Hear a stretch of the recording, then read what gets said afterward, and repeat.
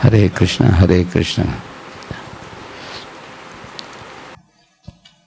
You see, in this world, if a boat in the bank of an ocean, if it is not anchored, it will get swept away by the storm, and it may hit a rock, and it may be broken to pieces and get drowned. On the other hand, if a boat is anchored to the shore of the ocean, when there is a storm, likely that there may be slightly moving of the boat this way, that way. Because it is anchored, it will not get swept away. It will remain. So this anchoring saves the boat. Similarly, our mind is compared to a boat in Bhagavad Gita. Vayur navam ivambasi, Krishna says that. If our mind is having that inner anchoring with Guru, Krishna, and our spiritual identity and spiritual aspirations, so this anchoring will give us a very solid grounding in our life with full confidence that I am not this superficial body, I am spirit soul. And all these material aspirations may or may not be fulfilled, but my ultimate spiritual aspiration is to become a loving servant of Krishna.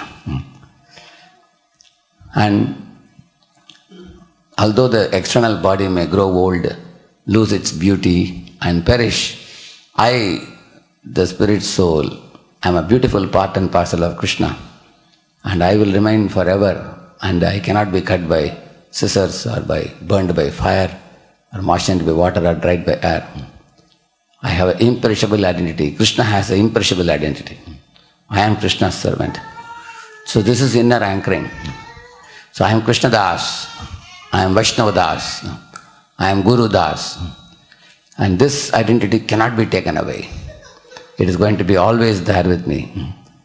And I simply have to render some seva to the best of my ability, and Krishna will be pleased.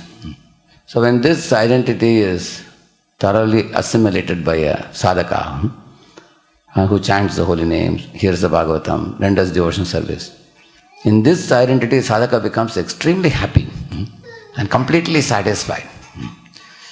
Because the whole world is always seeing what you are doing.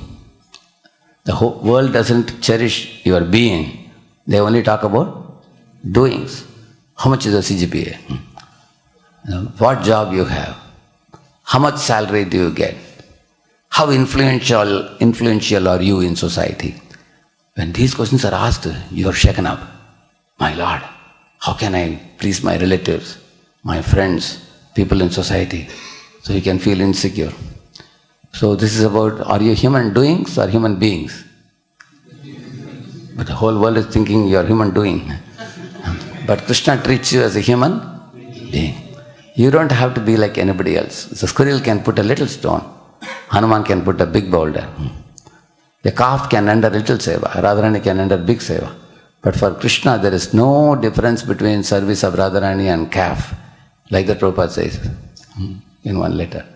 Because any service done to Krishna is absolute. So once the jiva understands this point, he becomes completely satisfied in his being, not in his doing. So you are a being, Krishna is happy with whatever situation you are in. A flower is able to offer some fragrance to Krishna. A cuckoo is able to offer a song to Krishna. Peacock is able to offer a dance to Krishna. Trees are able to offer some fruits to Krishna. Everybody is born in a certain way, and they have some naturally inborn gift they can offer to Krishna. And they don't have to be like somebody else. A tree doesn't have to dance necessarily. A honeybee doesn't have to sing like a cuckoo. You do what you can naturally given to you in your being. So in this way, when we are anchored in our inner identity and our innermost spiritual aspirations of being a loving servant of Krishna, that anchoring on the shore of the ocean, the boat of our mind will be peacefully situated. Hare Krishna, Krishna Krishna, Hare Hare, Hare Ram, Ram Ram, Hare Hare. Harinam Prabhu ki. Let's offer our humble obeisances unto all the Vaishnava devotees of the Lord, who are just like desert trees, ocean of mercy, full of compassion for the fallen conditioned souls. Vanchagalpatarubhyascha kripa sindubhya evacha patitanam pavanebhyo vaishnavebhyo namo namaha.